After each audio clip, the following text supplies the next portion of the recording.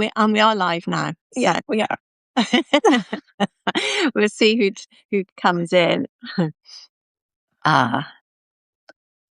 So are your audience mostly, I guess they're mostly French speaking, are they? Yes. Yeah. My audience, because I work in French, so my audience is French speaking. Yeah. But I do.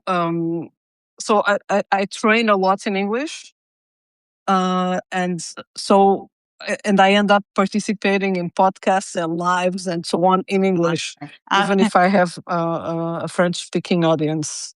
Brilliant. But most people they speak English, so it's not really dramatic. Which makes us English quite lazy. So anybody that speaks English, we don't bother to learn any other languages. So I see this. So I'm Portuguese from Portugal. Okay. So even if there are a lot of people in the world speaking Portuguese, it's not like a big language like English or French or Spanish, where there's a lot of people speaking it. So the thing is, and then you have, for example, everything that is television or whatever, the videos and so on, it's often in English. So you don't really have to make an effort to learn something else because it's like a big language. Yeah. And in French, for example, and in Spanish television, it's doubled. So again, you don't have to make an effort. And I did have, I made an effort. Yeah. Because everything was subtitled. So, and also you get used to listen to different languages when if you're hearing it all the time. Yeah, it's a lot easier. Yeah. So hello to Deborah and hi Kaz, who's just joined. So yeah. Hello. So anyway, Kaz knows me. I don't know about Deborah, but my name's Sue Reid. So my publication is Confidence Matters. So I'm a confidence coach. So basically that's what I coach. That's what I talk about. That's kind of my area of expertise, if you like. And today I'm with Raquel Deville, who is doing her first live. Yay! But she's used to being on camera, so it's not that she's not camera shy. So do you just want to introduce yourself and tell us what you do? So I'm Raquel Deville, as you said. I'm a therapist, a somatic therapist, meaning that I mainly work with the body, not a body worker in the sense that I massage or whatever. And I specialize in trauma and neurodiversity. So I work a lot with trauma, but also autism and ADHD. Okay. And I work mainly with women. So I really specialize on that. Yeah. Women, ADHD, autism, and trauma. Yeah. Okay. Well, was there a particular reason why you chose neurodivergent then? It's self-discovery. Okay. Yeah. So it's so while studying trauma, I ended up also learning about neurodiversity, and then I went really deep into the subject because, well, as a woman, so now it's different, but 10 years ago or even 20 years ago, we didn't talk about it much. And it's very recent for example, to know that actually women are autistic as well or ADHD. And it was not common knowledge. So we thought it was mainly boys due to the way it was studied. And there was a lot to learn. And so I learned a lot about myself and also my family. So my husband and my kids, because we are all kind of neurodivergent in different places in the cloud of neurodiversity. And that's how I got there. It's like my personal experience that allowed me to study and then specialize on it. Yeah, I get that. Do you think most people are somewhere in the neurodivergent spectrum? So the term neurodivergent, it's kind of a statistical concept. So I think we are all different. And so if we talk about diversity, like biodiversity, um, so we are all diverse, we are all different. So as we are different physically, also the way of functioning is different. So I would say that everybody is different, one person from the other. And then you have like groups of person that are more similar than others. Yeah. I don't know if this answers the question. Yeah, no, it does make sense. I mean, I think it's a big question, because I think, like, when I look at myself, I've never been tested. We do have autism in my family to some extent. Whether it's hereditary or not, I don't know. But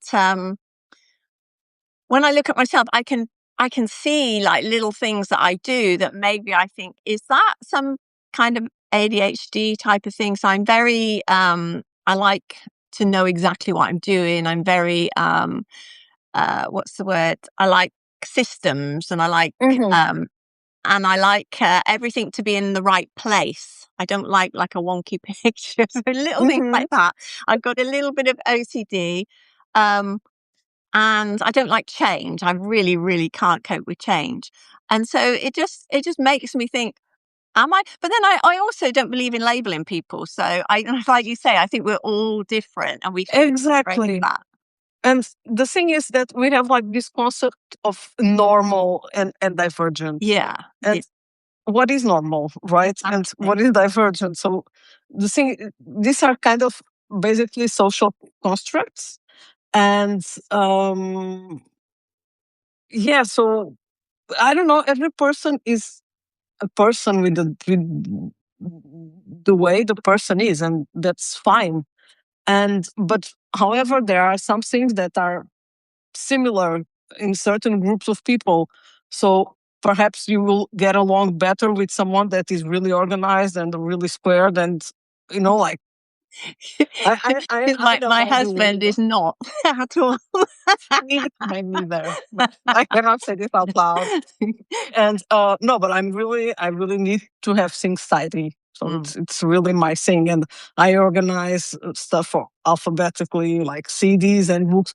And for me, it's normal. I've been doing this my whole life because I need order. So is this because I'm neurodivergent? No, for me, it's how you do it. But so I see a question from Nicole. Hello, Nicole. Nice to see Hi, you. Nicole. Do you think there is any value in doing formal testing? I wouldn't want to know. I don't want to know whether I'm different or not. Yeah. So I think it depends. It depends in so I have a lot of people that ask me that. So if you do like a formal test, you can have, for example, like financial aid from the state. And this can be interesting, especially with kids. But in adults, at least here where I am, it takes a long time. It takes a long time, and often it's super expensive. And then you are tested, and then you have a label, and then what is next? What comes next? And then I don't know.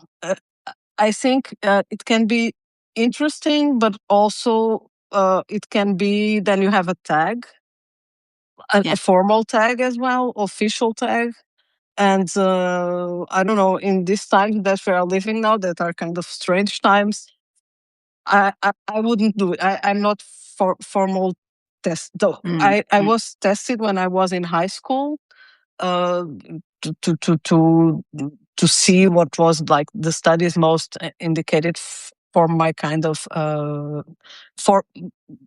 personality, functioning, and so on. But that's the whole testing I've done. Then I read a lot about the subject. I did a lot of research. And when you do this, you can kind of place yourself somewhere in the spectrum. Yeah. And then, but for me, the important thing about knowing is to make you more comfortable with the way you are. Yeah. To give you an explanation of why you are the way you are. Yeah. So I cannot see everything, but It meaningful. says, Nicole says, thank you. Yes, that makes so much sense. It's so expensive to do the testing.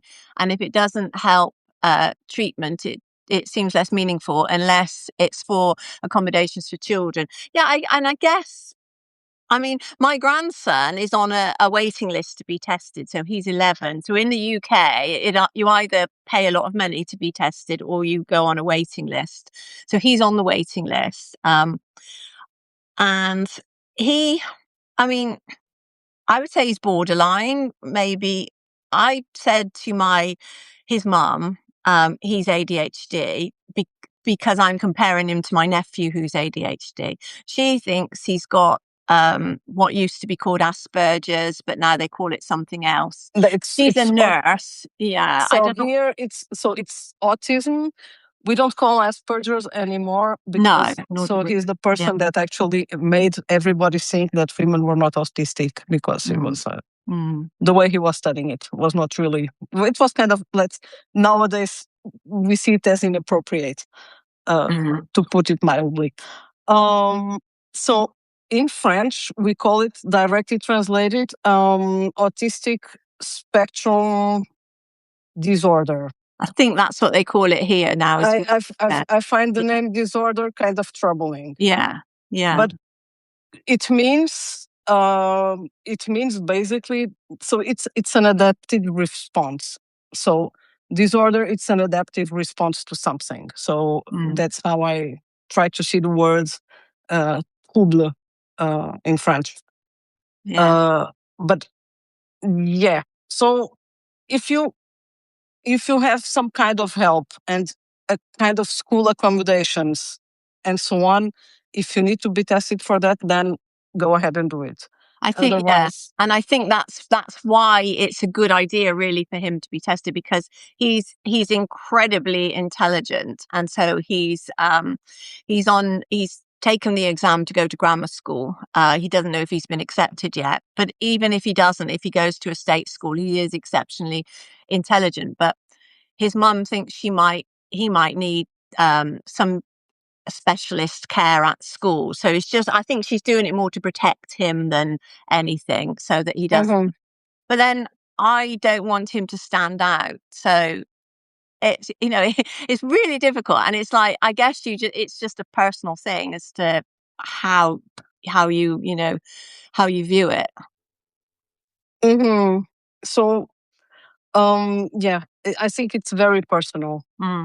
Yeah. It's very personal, and for the parents it's complicated. But for me, parents often they are the parents. They have their parental instinct, and I think that's what we should be trusting. So it's the instinct that we have as a parent.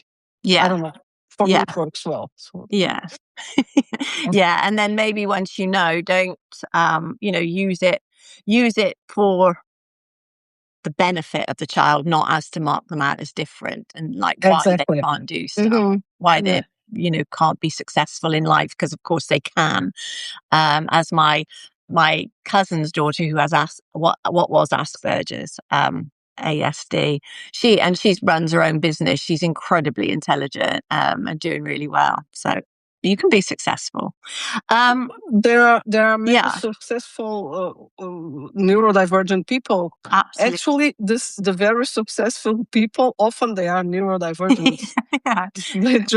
They know how to use it, and they use it well. So And I think, I was wondering also, when we talk about trauma, whether being neurodivergent is a help with trauma, because you don't, I just, and this is only my perception and I'm probably completely wrong, but I'm thinking that maybe you don't take it in the same way as maybe neuronormal, or whatever you call them, people.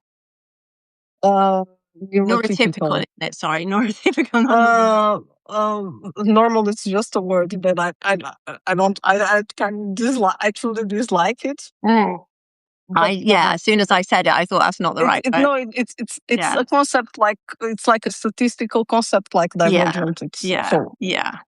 Then we have typical and atypical. So what was your question? So if there's a connection with trauma?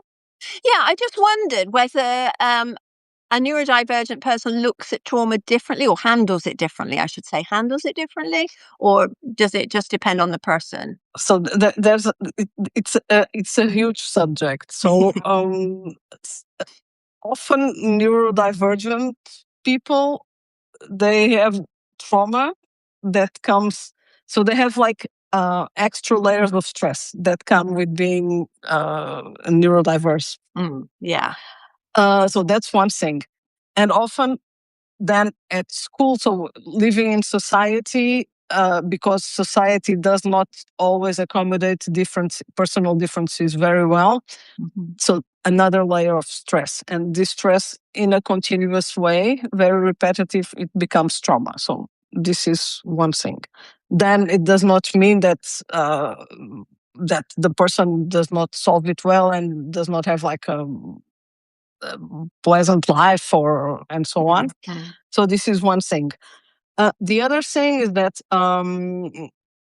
being neurodivergent, it can be like genetic, but it can also be acquired. So, and often it can be like this adaptive response that comes from some kind of trauma. Okay. And there's a connection. So it really you can see lots of things connecting with both. And there's someone, a trauma specialist called Gabor Mate. I don't know if you ever heard of him. So he has a book, a really nice book. He has more than one really nice book, but there is one that I really like that is called When the Body Says No. And he explains how this neurodiversity, such as ADHD and autism, it's really related to trauma, and it makes a lot of sense. However, it can also be something that is hereditary, and it's like a functioning way that runs in the family, like eye color or like physical aspects, and so on. Yeah, I thought it must be hereditary because I think there's about 3 or 4 people in my family with some form of neurodivergency. So Nicole is asking, can you tell us more about that or refer to articles? This is very interesting on ND being caused by trauma. And then she says she'll read Gabor Mate. Yeah, Gabor Mate. Sorry, Gabor Mate explains it really well. But then you have different approaches to different things. For example, there are different approaches for both trauma and neurodiversity that really it really overlaps. And many, it really overlaps. So, for example, primitive reflexes, that it's something that it's used a lot for neurodiverse people. When you look at it from a certain way, it can also help with trauma, because trauma can actually oh Jesus, I cannot remember this. My vocabulary in English, sometimes I just get stuck. So and now I forgot what I was saying. So there's a lot of overlapping, and I really forgot what I was about to say. Yeah. I'm sorry. Okay. But there's a lot of overlapping. Different types of neurodivergency. Yeah, there's a lot and of some things will overlapping. spill over into others. So, and different techniques also overlap. Yeah. So, for example, primitive reflexes are a lot used. Yes, so primitive reflexes, it's a lot used for neurodiverse people, but it can also be very interesting for trauma. And one of the techniques that I use, that is called TRE, that consists in inducing a natural body response, that it's the neurogenic tremor. That's very, so it's for tension and trauma and stress, and it's super efficient with neurodivergent stress, for example. Okay. And I really had great results with autistic and ADHD both, as often after a session the mind is not so, you don't have like, you very easily and fast, it calms the mind down. Yeah. Yeah. Yeah. I'm not feeling very eloquent. Sorry. Yeah, my nephew who has ADHD, he gets very like his mind goes into a spin and he can't cope. And Oh, then he has to like calm himself down. but so for example, Mm, you know, this kind of movements that, yes, yeah, yeah. So this is a way of, so it's a kind of a body response to calm the nervous system. right, So yeah, this tremoring response, it can be used to help with this and to cope. So it's a way that, so the body basically, so it's involuntary movement. So the body will do what it needs to do in order to balance itself from the inside. And it's very interesting for release, stress release. So it's kind of boosting this movement that already exists mm, and help it um, so you can kind of help. It's involuntary, but you can kind of make it. It's not control, but direct it. right, So you can kind of direct it with this tremoring. yeah, yeah. Because animals, when Sorry, animals, oh, oh, can I sorry, just carry on. can I just Yeah, I yeah, saw Nicole's question. yeah. So Nicole, TRE, it's, you can find it very easily in the USA. So there's the site that it's called TRE for all, and you can check it on Google. It's called TRE, tension and trauma release exercises. And then there's a website with different persons providing it, so you can check it out, and you can also drop me a message. I can send you the links if you want. Sorry, let's go back to. Oh, I think all I was going to say was I think animals, when animals have been through something like maybe when a deer's been chased by a wolf or something, they will shake if they manage to escape. They will shake, and I guess it's the same sort of nervous response, isn't it? Exactly. So there's a video on YouTube that we used a lot during the training, the TRE training, and also to explain to clients. If you check YouTube, it's called Impala Tremoring. And if you Okay. check Impala Tremoring, you'll get immediately to Okay. that video. And it shows the body response. Hmm. And actually, I'm doing a series of videos now on my Substack about TRE. So I did the first one in French. I have some in English because I did some TRE talks with my TRE teacher about exactly TRE and neurodiversity, and also TRE, so this tremoring for chronic pain. Right. And yeah, so actually, I can also, if you wish, like give you my YouTube link with all these talks What I about would do is when TRE. when the video comes out, if you just Yeah. put it in comments, that would be useful for Okay, people I will do that. to pick I will up. do Yeah. that. And Yeah. because it's very, very effective, and it's really it's one of my favorite techniques to Mm. release stress. Then Yeah. I have others, but this one is really, That's the one you use. Yeah. it's like the quick fix. So Yes. Yeah. TRE for me is the quick fix for many Yeah. things. Yeah, yeah. A question came up for me, again, going back to my grandson. When he gets excited about something, he walks around in circles. He cannot stand still. Mhm. He's talking and he's walking around in circles, and the more excited he gets faster and faster. Is that some sort of like coping strategy as well, or I just because think he's so. young? Yeah, So when, so our body, when we get excited, so it's a kind of a stress response as well, because yeah, it's a stress. So and there is movement that comes with it. So therefore, yeah, it's this movement. It comes with being excited, and yeah. and then it's kind of involuntary to cope with everything that it's with all the excitement. Actually, Yeah. it can. Yeah, I think it can be that. Interesting. So, with the somatic therapy, then, you use TRE. So you've explained what that is. Hmm. Interesting. Um, what else do you use? So I use somatic experiencing, Mhm. where basically we are going to complete stress reactions. So when you have a stress, your body gets ready to do like a very intense movements Right. of Yeah. fight or flight or Mm, both, mm, and then you do the movements and life goes on.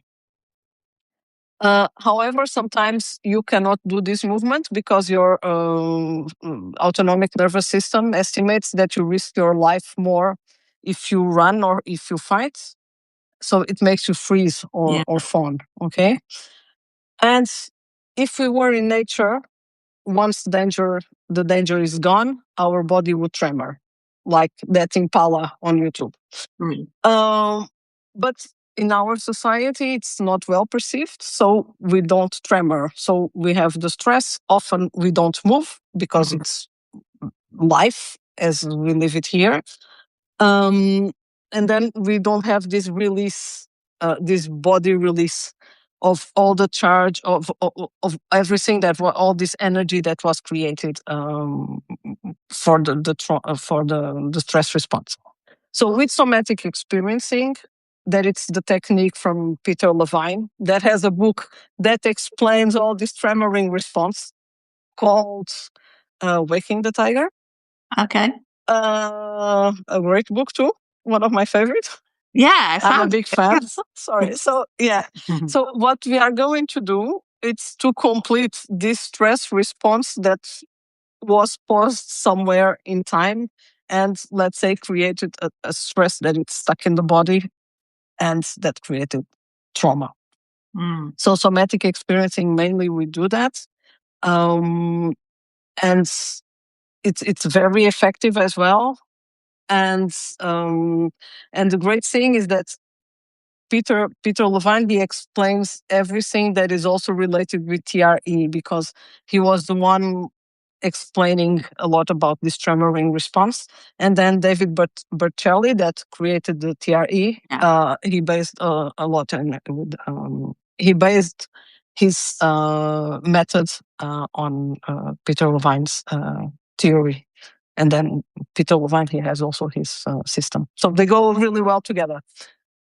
And then I use another one, very interesting. It's my new favorite thing. I'm totally obsessed about it, called brain spotting. Ah, right. Yeah. So brain spotting is amazing. Like train spotting. But for Yeah, like train spotting, but for the brain. So that it's the brain spotting was developed by David Grant. You can also find it like a book about it, really great book. And it's my new favorite thing. So I'm still learning a lot about it. And it's with the eyes. So we use the eyes. Okay. And also very interesting results with trauma, what it's used for, but also with neurodiversity. Okay. So I was, yeah, so I was talking to somebody the other day, and he was talking about EMDR, which I can't remember what that stands for now, but is that similar to that? Because that's rapid eye movements. Yeah. Yeah. So it's it from outside they look close, but Yeah. EMDR works with different parts of the brain. Okay. So I'm trying not to get way too technical because I tend to go on the technicalities and then talk a lot. So EMDR is faster and Mm, brain spotting is slow. okay. So it's very slow and you don't really have a risk of reliving any traumatic experience or re-traumatizing. Mm, Okay, so there's not a risk for that because it's very it's slow paced, and it's also based in the relation between the therapist and the client. Yeah. So in all this resonance, and so it's very respectful, very effective, and it's super fast. I'm working with an autistic girl now. She's I don't know how we say it in English. She doesn't speak, Like so it's mute. like Mute. social Yeah. mutism. Yeah. Yeah. Would be the name? Yeah. Mute. Yeah.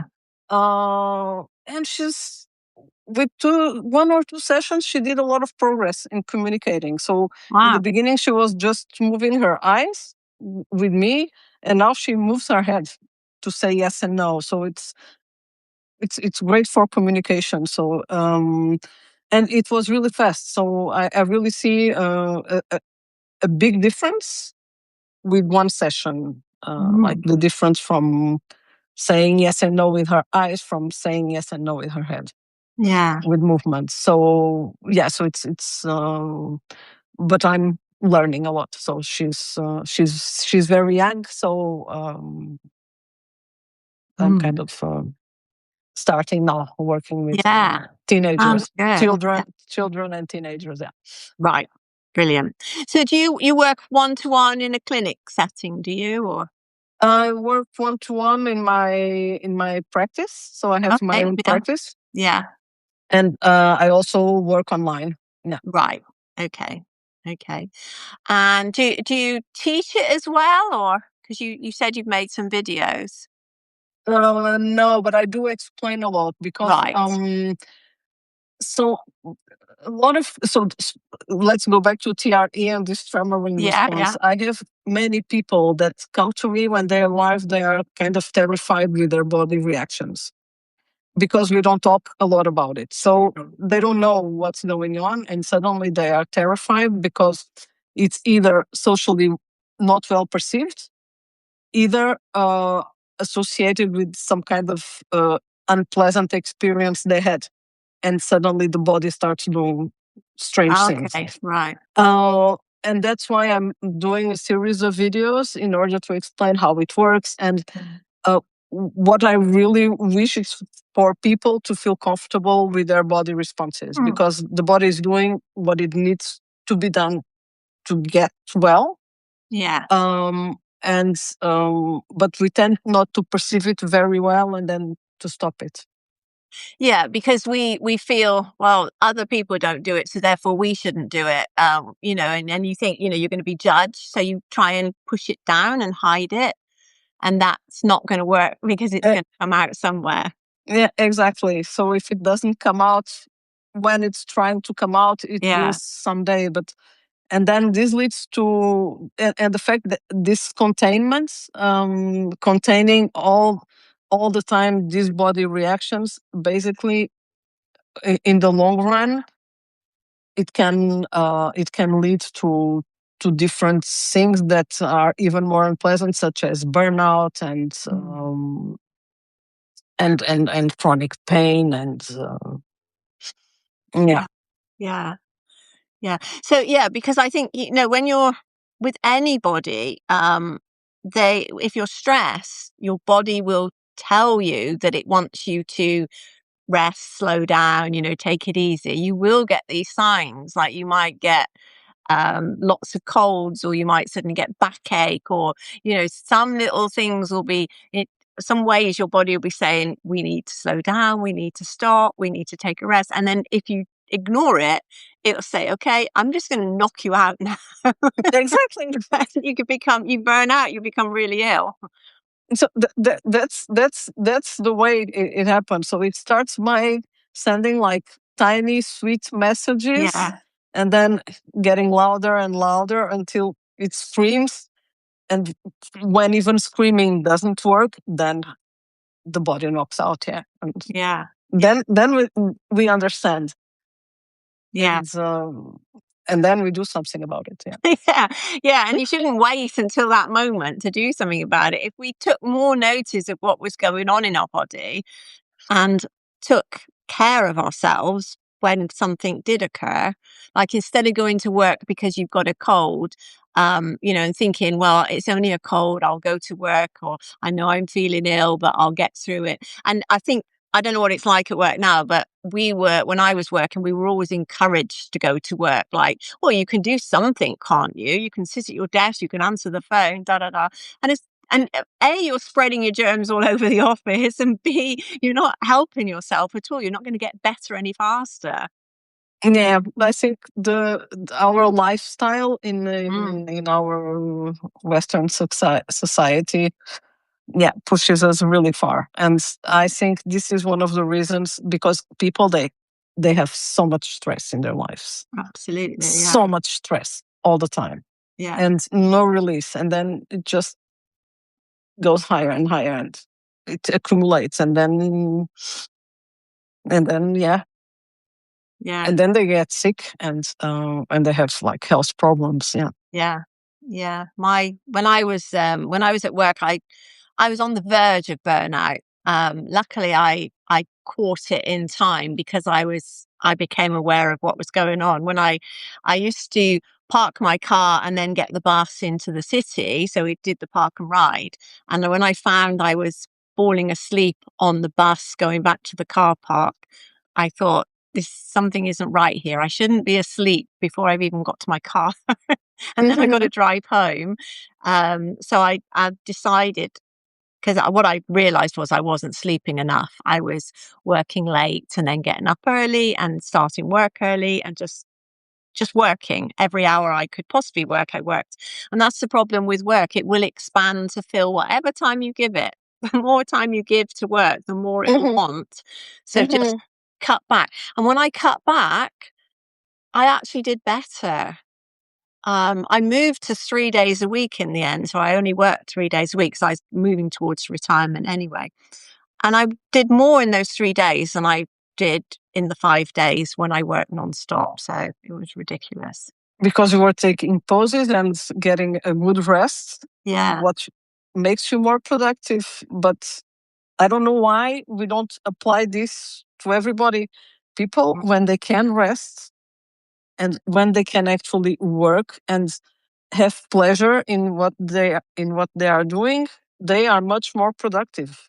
Yeah. It's really important to have fun and to enjoy what we do, and to rest Yeah. and to take breaks, because if we are always inside this like work bubble, without having like an outside perspective, we cannot find even like basic solutions to basic problems. It's very hard, because we don't have a different perspective of things, and we are just busy, super busy all the Yeah. time, Yeah. and productivity, well, it gets affected. It does, yeah, yeah. And actually, what helped me most, I think, to be honest, was my boss changed. I had a female manager. Didn't ask for that. It was just circumstance. But as soon as I had a female manager, she was much more sympathetic to taking rest breaks rather than having a manager before that was like, "Where are you? What are you doing? Why aren't you working? Why have you taken the afternoon off?" And I would say, well, because I've been working from home from 7 in the morning till 1 o'clock Mhm. and I've done my day's work. So now I'm going to take the afternoon off. And they were like, you can't do that. You work 9 to 5. Oh my god. Mm, no, I before, when I used to work for a company, it was a cool company, and I had a cool schedule, very Yeah. cool. Yeah, Yeah. it Good. was very cool. Yeah, so I was productive and I had fun working. Yeah. Yeah. I Yeah. was just outside university, and it was yeah, super technical, and I really loved it. Yeah. Yeah. There are good companies. So if you're in a company that is not respecting your self-worth and your Mhm. health, move. Go to another one. Go to one Yeah. that But then so this was in Portugal. Then I came to Belgium, and brilliant. yeah. Excellent. Okay. So with trauma then, because trauma I think is a misunderstood word. And I say that because I was talking to a client, and this was a few years ago, but she had, I think her parents, they had to escape. So her mum and dad, her mum was pregnant with her, and they escaped. And I can't remember the country, but I think it might have been Sri Lanka, but they went to Australia because there was a war going on. So they escaped and they went to Australia. Her mum then gave birth to her. So she'd already gone through trauma before she was even born because her mum was traumatized. And then when she was 2 years old, she had TB, and the child, and nearly died. TB, it's tuberculosis. Oh, okay, yeah, okay. yeah. And then, she had a great job. She married her dream man. She had a lovely home, and she was totally miserable. So she gave it all up and left. And I just said to her about her trauma, and she was like, "What trauma? I've never had any trauma." Because people misunderstand that word. They think it's something really awful. And that is something really awful. But no, but the thing is, there are different kinds of trauma. It's like stress. There are different kinds of stress. So my cat just came in. I saw him come in. Let's hope she doesn't make everything fall. It's my wobbly. Okay, so there are different kinds of trauma. But the thing is, sometimes, so there is a kind of stressful traumatic event, and we do remember that it happened. Yeah. But then, okay, so we remember it happened, and then life goes on. But there is a part of this. So when it's trauma, it's because it's way too much for the nervous system to cope with. And there is some kind of overwhelm, and we have the memory, cognitive memory, but it also gets stuck in the body. Okay. He's making his presence, or she is making her presence known. Yeah. She wants mama. Yeah. So the thing with the traumatic memory, Peter Levine also explains it in a book that I think it's called Traumatic Memory. Is that it gets stuck in the body. So we live the event, we remember it cognitively, but there is this part that is stuck somewhere in the body. And then it has to be released through the body. And we don't remember it because it's implicit memory. So it's something that it's there, but we cannot remember it because it's implicit and not explicit as something that we can work cognitively. So yeah, there's a lot of people that say, no, I don't have any kind of trauma. No, I had a very happy childhood. Yeah, great. But sometimes there are things that even when we had a great childhood that were perceived as a kind of stress that was not released, got stuck in the body. Yeah. And so in very simple terms. Brilliant. Okay. So I kind of run out of things to ask you, to be honest. And the cat okay. wants. I'm kind of distracted. You want your attention. So we'll finish off. But is there anything else you wanted to add before we do? No, I'm not concentrated anymore. I'm trying not to let this fall and so on. So I'm sorry. That's okay. It's been absolutely lovely talking to you, and thank you so much for doing this in English. I really appreciate it. Let me just add that somatic, whatever you do it, or wherever the technique, it's really fast because it addresses the problem in the body. So we address like this implicit memory that we cannot address cognitively by speaking. So by speaking with traditional approaches, we can understand what happens, but to actually address it and have an effective result, often we have to go through the body. Right. And that's why somatic, it's so interesting, somatic therapy. And it's also so fast in terms of results. Yeah. Yeah, I'd never heard of it before, but I'm gonna have a look at the books you recommended. Yeah. So then Um, I can leave everything in the comments. I think I okay. have a post with all the books. Okay, brilliant. Yeah, that'd be great. All right. Lovely. Well, thank you so much. Thank you for inviting me. It The was, cat's just walked out now. yeah, she left. So if you want to ask She's had questions, enough. you can. Brilliant. Right. She's like Thank you that. so much. And thank you everybody that's been here. It's been great. And thanks for your questions, Nicole. It was brilliant. Thank you so much. Thank you. Bye. Bye.